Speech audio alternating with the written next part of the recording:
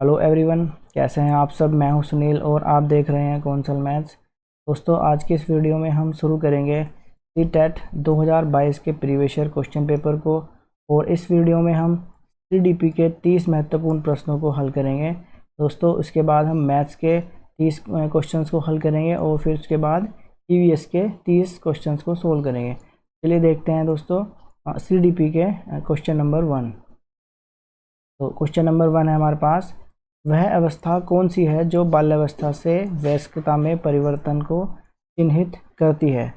तो ऑप्शन है हमारे पास प्रारंभिक बाल्यावस्था, माध्यमिक बाल्यावस्था, पूर्व बाल्यावस्था या फिर किशोरावस्था।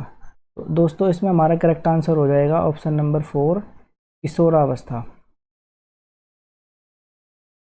अगला प्रश्न है हमारे पास, निम्न में से किसके लिए स्थूलगामक कौशल के उपयोग की आवश्यकता होगी। तो बताना है। ऑप्शन है हमारे पास ब्रश से पेपर पर पेंटिंग करना, पेपर के टुकड़े काटना और चिपकाना, सुई में धागा डालना, चलना और दौड़ना। तो दोस्तों, इसमें हमारा करेक्ट आंसर हो जाएगा चलना और दौड़ना, क्योंकि स्थूलगामक की बात हो रही है तो उसमें क्या होता है, हमारा एक गत्यात्मक कौशल की बात हो रही है, तो इसलिए चलना और दौड़ना। ठीक है। हमारे जो कौशल होते हैं हमारे दो प्रकार के होते हैं। एक होता है हमारा स्थूलगामक, एक होता है हमारा स्थूलगामक और दूसरा होता है हमारा सूक्ष्मगामक।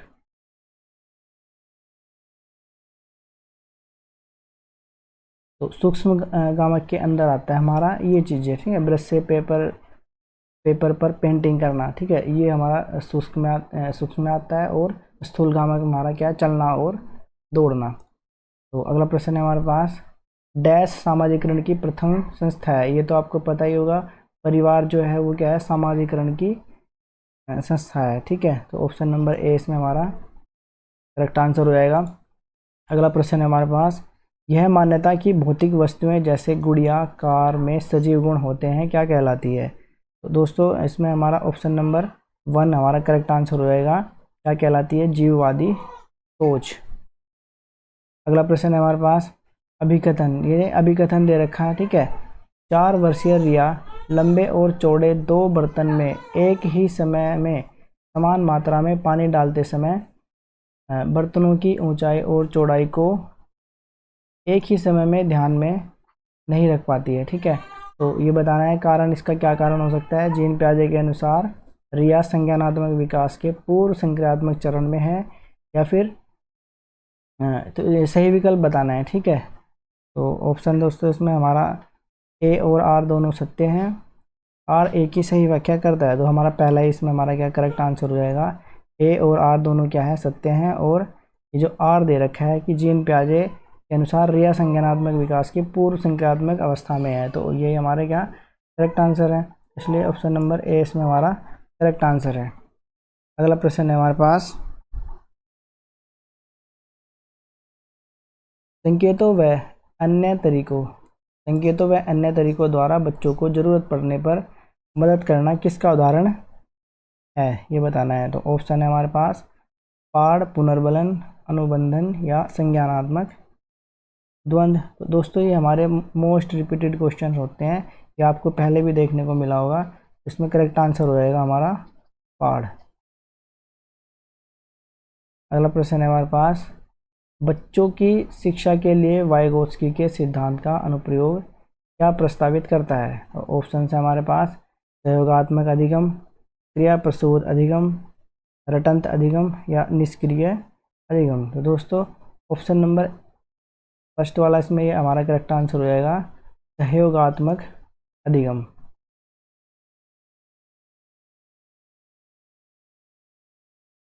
अगला प्रश्न है हमारे पास, कोहलबर्ग के नैतिक विकास के किस चरण में व्यक्ति अपने व्यवहार के परिणाम के बजाय दूसरों की अपेक्षानुसार कार्य करता है। तो ऑप्शन है हमारे पास पूर्व संक्रियात्मक चरण, पूर्व परंपरागत चरण, परंपरागत चरण या पश्च परंपरागत चरण। तो दोस्तों, इसमें हमारा ऑप्शन नंबर सी इसमें हमारा करेक्ट आंसर हो जाएगा, परंपरागत चरण। अगला प्रश्न है हमारे पास, एक प्रगतिशील कक्षा कैसी होनी चाहिए, ठीक, कैसी होती है ये बताना है। ऑप्शन से हमारे पास परीक्षा केंद्रित होती है, पाठ्य पुस्तक केंद्रित होती है, शिक्षक केंद्रित होती है, या शिक्षार्थी केंद्रित होती है। दोस्तों ऑप्शन नंबर 4 इसमें हमारा करेक्ट आंसर हो जाएगा। एक प्रगतिशील जो कक्षा होती है वो कैसी होती है, शिक्षार्थी केंद्रित होती है। अगला प्रश्न है हमारे पास, रेणु एक विद्यालय में परामर्शदाता है। हार्वर्ड गार्डनर के सिद्धांत के अनुसार प्रभावी परामर्शदाता के रूप में उसके पास कौन सी बुद्धि होनी चाहिए, तो ये बताना है। ऑप्शन है हमारे पास भाषाई बुद्धि, स्थानिक बुद्धि, पारस्परिक बुद्धि, या अंतर्वैयक्तिक बुद्धि। तो दोस्तों ऑप्शन नंबर सी इसमें हमारा करेक्ट आंसर हो जाएगा, पारस्परिक यानी कि अंतर्वैयक्तिक बुद्धि। अगला प्रश्न है हमारे पास, राष्ट्रीय शिक्षा नीति 2020 के अनुसार एक शिक्षक को शिक्षण अधिगम प्रक्रिया के दौरान प्राइमरी स्कूल के बच्चों से संप्रेषण के लिए किस भाषा का प्रयोग करना चाहिए, तो ये बताना है। ऑप्शन है हमारे पास केवल क्षेत्रीय भाषा, केवल हिंदी भाषा, केवल अंग्रेजी भाषा, या बच्चे की मातृभाषा। तो दोस्तों ऑप्शन नंबर 4 इसमें हमारा करेक्ट आंसर हो जाएगा, बच्चे की मातृभाषा का रूप में उसको हमें पढ़ाना चाहिए, ठीक है, तो मातृभाषा का प्रयोग करना चाहिए। तो ऑप्शन नंबर 4 इसमें करेक्ट आंसर है। अगला प्रश्न है हमारे पास, 5 साल की जो वैशाली ने अपनी माँ से कहा, माँ मुझे अमित की तरह फुटबॉल चाहिए। वैशाली को जवाब देते हुए उसकी माँ ने कहा, फुटबॉल से तो केवल लड़के खेलते हैं, मैं तुम्हारे लिए एक छोटी सी प्यारी गुड़िया लाऊंगी। माँ का जवाब क्या दर्शाता है, तो जो माँ ने इसको जवाब दिया ये क्या दर्शाता है ये बताना है। ऑप्शन है हमारे पास लैंगिक भूमिका, लैंगिक समता, लैंगिक रूढ़िवादिता। तो दोस्तों ऑप्शन नंबर सी इसमें हमारा क्या करेक्ट आंसर हो जाएगा, ये रूढ़िवादिता को दर्शाता है, ठीक है, रूढ़िवादिता। तो ऑप्शन नंबर सी इसमें हमारा करेक्ट आंसर है। अगला प्रश्न है हमारे पास, बच्चों का नामीकरण व उन्हें वर्गों में बांटना क्या कहलाता है, ये बताना है। अर्थपूर्ण अधिगम को बढ़ावा देगा व सुसाधित करेगा, बच्चों के समूह में हीनता और सीखने के लाचारी को जन्म देगा, या सभी बच्चों के अधिगम की ज़रूरतों को पूरा करने के लिए एक सकारात्मक रणनीति है। देखो दोस्तों वर्गों में बांटना क्या होता है, ठीक है, तो बच्चों को समूह में हीनता है ना और सीखने की लाचारी को जन्म देगा, तो इससे क्या होगा, बच्चे क्या सीखेंगे, ठीक है, और समूह में काम करेंगे, ठीक है। तो ऑप्शन नंबर 20 में हमारा क्या करेक्ट आंसर हो जाएगा। अगला प्रश्न है हमारे पास, सतत व व्यापक मूल्यांकन से क्या मापते हैं, क्या मायने हैं, क्या मायने हैं, सतत व व्यापक मूल्यांकन के क्या मायने हैं ये बताना है। ऑप्शन है हमारे पास विद्यार्थी एक दूसरे से तुलना करना, बच्चे के समग्र विकास से जुड़ी सभी स्कूल गतिविधियों के आकलन के सभी पहलुओं को शामिल करना, या फिर शैक्षिक गतिविधियों के आधार पर बच्चों के प्रदर्शन का मूल्यांकन करना, अगली कक्षा में प्रोन्नति निर्धारित करने के लिए वर्ष के अंत में बच्चों का मूल्यांकन करना। तो दोस्तों इसमें ऑप्शन नंबर बी हमारा करेक्ट आंसर हो जाएगा, बच्चे के समग्र विकास से जुड़ी स्कूली गतिविधियों के आकलन के सभी पहलुओं को क्या शामिल करना। तो ऑप्शन नंबर बी इसमें हमारा करेक्ट आंसर है। अगला प्रश्न है हमारे पास, प्रभावी शिक्षक कक्षा में शिक्षण अधिगम प्रक्रिया में अक्सर जांच करने वाले प्रश्नों का प्रयोग करते हैं, इससे शिक्षक को किस प्रकार का मूल्यांकन करने में मदद मिलेगी, तो ये बताना है। ऑप्शन है हमारे पास योगात्मक मूल्यांकन, रचनात्मक मूल्यांकन, योगात्मक मूल्यांकन, रचनात्मक, या फिर मानकीकृत मूल्यांकन, या मानक संदर्भित मूल्यांकन। तो दोस्तों ऑप्शन नंबर डी इसमें हमारा करेक्ट आंसर हो जाएगा, क्या क्रिएटिव, ठीक है, क्रिएटिव असेसमेंट। तो रचनात्मक मूल्यांकन करने में क्या मदद मिलेगी, तो ऑप्शन नंबर बी इसमें हमारा क्या करेक्ट आंसर हो जाएगा। अगला प्रश्न है हमारे पास, एक समावेशी कक्षा में शिक्षिका की क्या भूमिका है ये बताना है। बच्चों की विविध आवश्यकताओं का पता लगाना व उनका ख्याल रखना, केवल कुछ विशेष विद्यार्थियों पर ध्यान देना, या बच्चों को उनकी अकादमिक क्षमता के आधार पर पहचानना व उनका पृथक्करण करना, खास ज़रूरतों वाले बच्चों को विशेषज्ञों के पास भेजना व सुनिश्चित करना कि उन्हें अलग संकाय में पढ़ाया जाए। तो ये भी नहीं करना है, ठीक है, अलग से नहीं पढ़ाना है और पृथक्करण नहीं करना है, ठीक है, और विशेष विद्यार्थियों पर ध्यान भी नहीं देना है। तो ऑप्शन नंबर ए इसमें हमारा करेक्ट आंसर हो जाएगा, विविध आवश्यकताओं का पता लगाना और उनका ख्याल रखना। अगला प्रश्न है हमारे पास, विविध समूह में विद्यार्थियों के शिक्षण के दौरान एक शिक्षिका को क्या ध्यान में रखना चाहिए। तो इनमें से बताने हैं कि कौन से ऑप्शन हमारे सही होंगे। हर विद्यार्थी को स्वीकारना व सम्मान देना, सांस्कृतिक, दोस्तों ये तो हमारा करेक्ट हो जाएगा है ना, एक तो पहले वाला ही, हर विद्यार्थी को स्वीकारना और सम्मान देना। सांस्कृतिक विभिन्नताओं को अनदेखा करना, ये तो हमारा गलत ऑप्शन हो जाएगा, उनकी विभिन्नताओं को अनदेखा नहीं कर सकते हैं, ठीक है। सुसंगत संप्रेषण बनाए रखना, ये भी हमारा करेक्ट आंसर हो जाएगा। अप्रत्यक्ष निर्देश देना, ये भी हमारा क्या, अप्रत्यक्ष निर्देश देना क्या, गलत ऑप्शन हो जाएगा। विद्यार्थियों को स्वायत्तता व लचीलापन देना, ये भी हमारा करेक्ट आंसर हो जाएगा। तो ऑप्शन नंबर फर्स्ट, थर्ड और 5, ऑप्शन नंबर फर्स्ट, थर्ड और 5, तो हमारा क्या, ऑप्शन नंबर 3 इसमें हमारा करेक्ट आंसर हो जाएगा।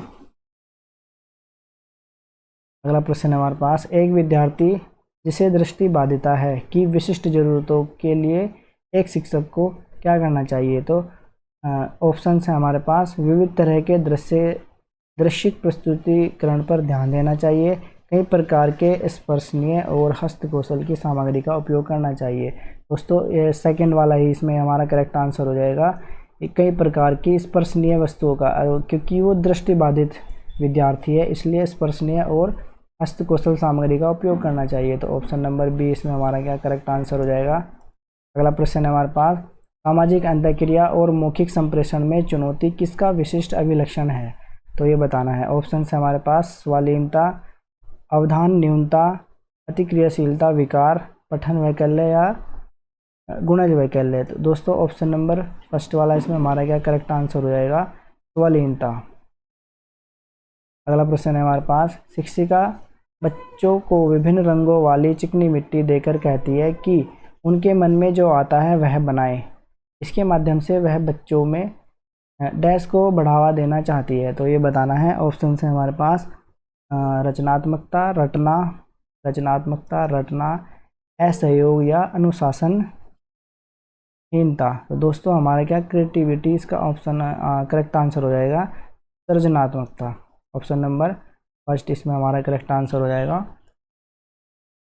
अगला प्रश्न है हमारे पास, बचपन के प्रारंभिक सालों में किसके विकास पर ध्यान केंद्रित करना चाहिए। ठीक है, तो बचपन के प्रारंभिक जो साल होते हैं उसमें किसके विकास पर ध्यान केंद्रित करना चाहिए। तो ये बताना है, ये ऑप्शंस दे रखे हैं, इनमें से बताना है कि किस किस पर हमको ध्यान केंद्रित करना चाहिए। तो सबसे पहला ऑप्शन है शारीरिक कौशल, तो करेक्ट आंसर है, इस पर भी ध्यान देना चाहिए, है ना। सामाजिक कौशल पर भी हमको क्या ध्यान देना चाहिए, ये भी हमारा करेक्ट आंसर है। संज्ञानात्मक क्षमता, इस पर भी हमारा क्या ध्यान देना चाहिए, तो ये भी हमारा करेक्ट आंसर है। और संवेगात्मक कौशल पर भी ध्यान देना चाहिए। ठीक है, अमूर्त तर्क, देखो तर्क की बात हो रही है तो प्रारंभिक सालों की बात में, तो तर्क की बात कब होती है, जब बच्चा थोड़ा बड़ा हो जाता है। ठीक है, तो इसलिए ये वाला हमारा गलत दे रखा है। तो फर्स्ट, सेकंड, थर्ड और फोर, फर्स्ट, सेकंड, थर्ड और फोर, ऑप्शन नंबर 3 इसमें हमारा क्या करेक्ट आंसर हो जाएगा, ये वाला।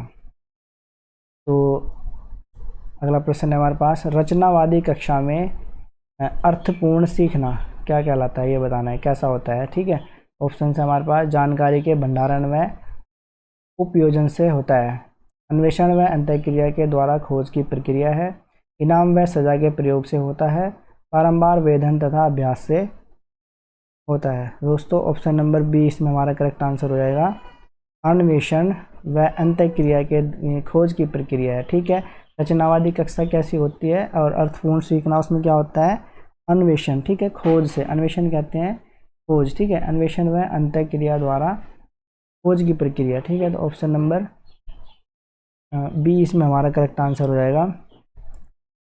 अगला प्रश्न है हमारे पास, एक शिक्षिका एक बच्ची को एक अवधारणा को समझने में समझाने में असमर्थ है, तो उसको क्या संकेत और इशारे प्रदान करते हुए मिलकर यह कार्य करती है, तो यह प्रक्रिया क्या कहलाती है, ये बताना है। दोस्तों इसमें हमारा पहले वाला ही। ठीक है, इस प्रक्रिया को क्या कहते हैं, जब बच्चा किसी काम को करने में असमर्थ होता है और टीचर द्वारा दिया गया जो हिंट होता है उसको हम पाठ बोलते हैं। ठीक है, क्या कहते हैं, वो पाठ कहलाता है। ये हमारा इंपॉर्टेंट क्वेश्चन है, 2 बार रिपीट हो चुका है। ठीक है, तो ये आपको ध्यान में रखना है, पार्ट वाला इस तरह का क्वेश्चन आपको मिले तो यही हमारा क्या करेक्ट आंसर होगा।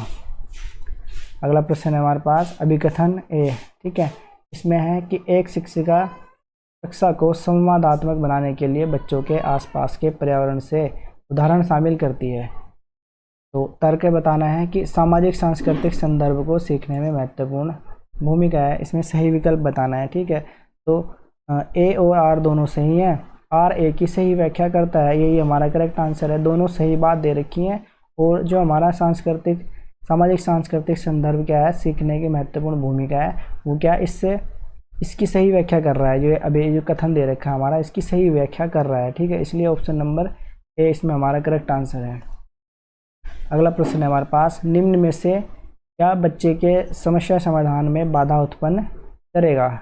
तो इनमें से बताना है। ऑप्शन है हमारे पास, समस्या को सही से पहचानना, समस्या का स्पष्टता और परिभाषित करना, पहले सुलझाई गई मिलती जुलती समस्याओं के बारे में सोचना, या वस्तुओं के इस्तेमाल के पारंपरिक तरीके पर स्थिर रहना। तो दोस्तों यही वाला इसमें हमारा करेक्ट आंसर हो जाएगा, वस्तुओं के इस्तेमाल पर पारंपरिक तरीके पर स्थिर रहना। ऑप्शन नंबर 4 इसमें हमारा करेक्ट आंसर हो जाएगा। अगला प्रश्न है हमारे पास, ये भी कथन वाला क्वेश्चन है। अभ्यर्थी द्वारा की गई गलतियां व त्रुटियां शिक्षकों व विद्यार्थियों की असफलता को दर्शाती है। तो बच्चों में खुद से सोचने की क्षमता नहीं होती तथा उनके अधिगम को सुनिश्चित करना उनके लिए उन्हें लगातार निर्देश देने पड़ते हैं। तो इनमें से सही विकल्प बताना है, ठीक है। तो इसमें देखो दोस्तों, ये दोनों ही क्या गलत दे रखे हैं। अभी विद्यार्थियों द्वारा दी गई गलतियां व त्रुटियां शिक्षकों की असफलता को दर्शाती हैं, तो ये तो गलत बात दे रखी है, ठीक है। और बच्चों में खुद को सोचने की क्षमता नहीं होती, ये भी नेगेटिव क्षमता तो होती है, तभी तो बच्चे प्रश्न करते हैं। तो ये दोनों ही क्या गलत हैं। तो ए और आर दोनों क्या गलत ऑप्शन हैं, इसलिए ऑप्शन नंबर 4 इसमें हमारा करेक्ट आंसर हो जाएगा। अगला प्रश्न है हमारे पास, निम्नलिखित में से कौन सा संवेग नहीं है। देखिए संवेग में 3 चीज़ें होती हैं, हंसना, रोना और डरना, ठीक है। हंसना, रोना और डरना, ठीक है। तो इनमें से बताना है, ठीक है। निम्नलिखित में से कौन सा इनमें से संवेग नहीं है। तो देखो क्रोध इसमें आ रहा है ना, गुस्सा, हंसना या फिर क्रोध, ये भी होता है ना, और प्यार, भय, तो ये सब चीज़ें क्या हैं, ये संवेग हैं। और स्मृति क्या है, हमारा संवेग नहीं है, ये मेमोरी से रिलेटेड है, मेमोरी, तो ये संवेग नहीं है। तो इसलिए ऑप्शन नंबर फर्स्ट इसमें हमारा क्या करेक्ट आंसर हो जाएगा। अगला प्रश्न है हमारे पास, प्राथमिक शिक्षिका अपने विद्यार्थियों में आंतरिक अभिप्रेरण को बढ़ावा देने के लिए क्या कर सकती है, ये बताना है। ऑप्शन है हमारे पास, हर विद्यार्थी के हर एक प्रयास की प्रशंसा करें, अवांछनीय व्यवहार को दंडित करें, या विद्यार्थियों में प्रतिस्पर्धा को बढ़ावा दें, या बच्चों के सीखने में आनंद व अनुभूति को प्रोत्साहित करें। तो दोस्तों ऑप्शन नंबर 4 वाला ही इसमें हमारा करेक्ट आंसर हो जाएगा। तो पॉजिटिव वर्ड मिल रहा है, प्रोत्साहित करना है, ठीक है, और बच्चों के सीखने में आनंद की अनुभूति, ठीक है। तो बच्चों के बारे में बात हो रही है, इसलिए ऑप्शन नंबर 4 इसमें हमारा करेक्ट आंसर हो जाएगा। अगला प्रश्न है हमारे पास, बच्चे का समग्र शारीरिक व मानसिक स्वास्थ्य अधिगम, ठीक है, किसको प्रभावित करता है या नहीं करता है, ये बताना है। तो अधिगम को प्रभावित नहीं करता है, या अधिगम में बाधा डालता है, अधिगम से संबंधित नहीं है, या अधिगम को सुसाधित करता है। तो दोस्तों ऑप्शन नंबर 4 इसमें हमारा करेक्ट आंसर हो जाएगा। बच्चे का समग्र शारीरिक व मानसिक स्वास्थ्य या अधिगम को सुसाधित करता है। तो ऑप्शन नंबर 4 इसमें हमारा करेक्ट आंसर हो जाएगा। अगला और ये क्वेश्चन नंबर 30 लास्ट क्वेश्चन है हमारा। रूही का मानना है कि उसने ठीक से पढ़ाई नहीं की थी, जिसके कारण उसके विज्ञान की परीक्षा में अच्छे नंबर नहीं आए, जबकि वह विज्ञान में बहुत अच्छा प्रदर्शन कर सकती है। तो रूही ने अपने प्रदर्शन का आरोपण किस कारक को कर रही है, ठीक है। अपने प्रदर्शन का आरोपण किस पर डाल रही है, किसको कर रही है, तो ये बताना है, ठीक है।